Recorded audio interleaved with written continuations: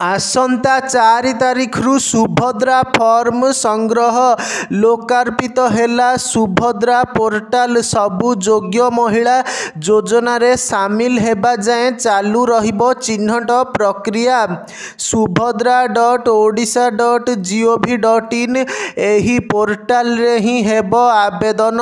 आउ एथिपाई गाँ गाँ रे बंटा चालिछि फॉर्म भरिबा परे उभय ओडिया एवं इंग्राजी भाषा रे एही वेबसाइट को जाई निःशुल्क आवेदन करि पारिबे। पोर्टाल रे योजना संपर्कित समस्त तथ्य रहिछि। जेउ सूचना पोर्टाल रे नाही ताहा गुजब बोली आज लोकसेवा भवन ठारे पोर्टाल रो उन्मोचन करी कहिछंती उपमुख्यमंत्री प्रभाती परिडा। एपटे ग्राउंड रे सुभद्रा योजना को नहीं प्रबल उत्साह। तेबे आज गृह रे देखिबाकू मिलिथिला सुभद्रा झड़।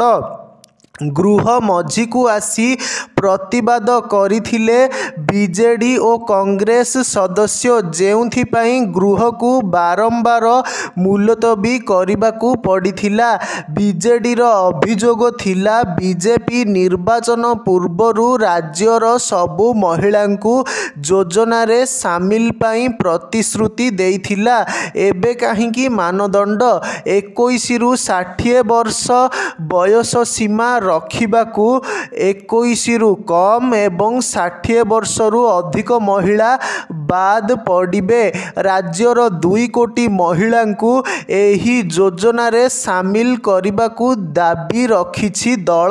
अन्यपटे कांग्रेस कहिछि 2 वर्ष रे 50,000 देबाकू प्रतिश्रुति देइथिबा बेले काहींकी 5 वर्ष रे देबे। एहार पुनर्विचार करा जाऊ। बड़ कथा हेला आज गृह रे सुभद्रा योजना नहीं बीजेडी पक्षरु मुलतवी नोटिस मध्य दिया जाइथिला। किंतु आलोचना पूर्वरु प्रश्न कालरु ही हट्टगोल आरंभ करिथिले विरोधी। जेउथिपाई बीजेडी उपरे पालटा दोष लदिछि बीजेपी। सुभद्रा योजना नहीं राज्य सरकार आलोचना पाई प्रस्तुत थिले मध्य बीजेडी गृह चलाई देला नाही बोली बीजेपी कहिछि।